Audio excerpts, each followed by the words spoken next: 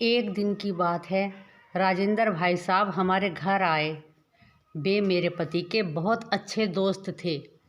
हमारे और उनके आपसी संबंध बहुत अच्छे थे, इसीलिए कभी कभी आना जाना बना रहता था। वे आए और बैठ गए।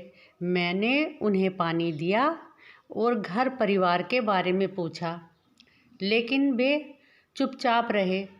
उन्होंने कोई जवाब नहीं दिया। उनके चेहरे पर परेशानी साफ झलक रही थी। मैंने फिर कहा, बताओ भाई साहब, क्या बात है? आप परेशान लग रहे हैं। यदि आप हमसे नहीं कहोगे तो किससे कहोगे?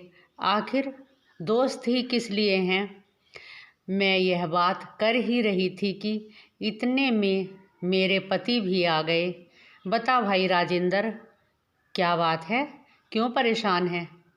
क्या बताऊं यार, अब मैं तुम्हारी भाभी के साथ बिल्कुल नहीं रहना चाहता। मैं रात दिन की चिक चिक से परेशान हो गया हूँ। बच्चे भी परेशान हैं।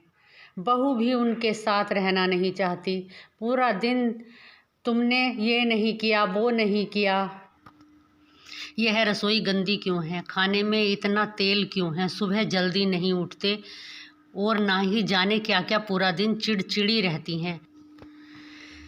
मैं भी जब बाहर से आता हूँ तो आज ये हो गया, आज वो हो गया। घर में कितना खर्चा बढ़ गया, तुम्हें कोई चिंता नहीं है।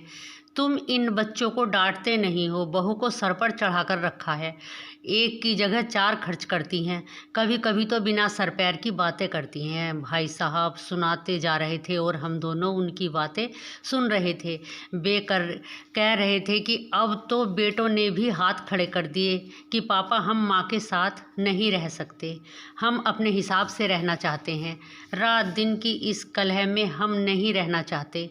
बच्चे तो बच्चे, सच तो यह है कि मैं भी उसे बर्दाश्त नहीं कर पाता। यह सुनते ही मैं बीच में बोल पड़ी, क्षमा करना भाई साहब, उनकी 60-62 साल की उम्र हो गई है। अब आप उन्हें बर्दाश्त नहीं कर पा रहे हैं? हाँ, मैं उसे वृद्धाश्रम छोड़ना चाहता हूँ। वहाँ पर सारा खर्च दे दिया करूँगा। भाई साहब, पहले से भाभी जी ऐसा नहीं थी। हाँ, तुम्हारे पिताजी थे, तुम्हारी अम्मा थी और तुम्हारी बहन की शादी भी उन्होंने ही की थी। तुम्हारे माँ बाप की कितनी सेवा की थी उन्होंने सब देखते थे। तुम तो अपने काम से कई कई दिन बाहर रहते थे। अपने बच्चों को भी संभालती थी और अपने सास ससुर की सेवा भी करती थी। तुम्हारे माता पिता तो हमेशा बीमार रहते थे, फिर भी क्या उन्होंने कभी तुमसे शिकायत की कि मैं इनके साथ नहीं रहूँगी?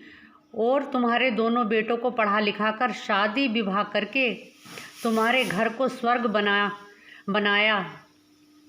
अब उन्हें वृद्धाश्रम छोड़ दो, उनकी ज़रूरत ही क्या है? चिक चिक करती हैं।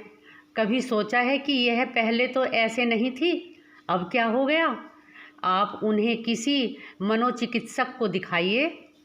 अक्सर इस उम्र में स्वभाव में बदलाव आने लगता है, इसीलिए उनसे प्यार का बर्ताव करना चाहिए।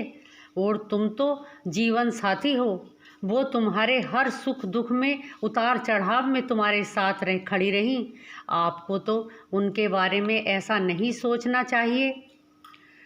हम दोनों ने उन्हें बहुत समझाया तो उन्होंने भी इत्मीनान की सांस ली और भाभी जी को डॉक्टर के दिखाने का निश्चय किया।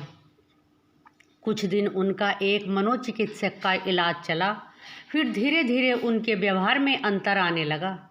वे ना तो अब सफाई पर इतना ध्यान देती और ना ही किसी को कड़वा बोलती थी, इसीलिए लड़ाई झगड़ा भी नहीं होता था। कुछ दिन बाद हम उनके घर गए तो सभी एक साथ नाश्ता कर रहे थे। देखकर बहुत अच्छा लगा। राजेंद्र भाई साहब ने हम दोनों का बहुत धन्यवाद किया कि दोस्त हो तो तुम्हारे जैसा, जिनकी सूझबूझ ने मेरे घर को टूटने से बचा लिया।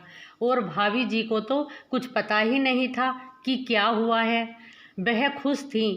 यह बात सच है कि जब जीवन का आखिरी पड़ाव होता है तो शरीर तो निर्मल हो ही जाता है, दिमाग भी निर्मल हो जाता है। इस समय प्यार की सबसे अधिक आवश्यकता होती है और अच्छे मित्रों की भी। अपने बच्चों का साथ, अपनापन, प्यार और विश्वास हर सफ़र को आसान कर देता है। राधे राधे।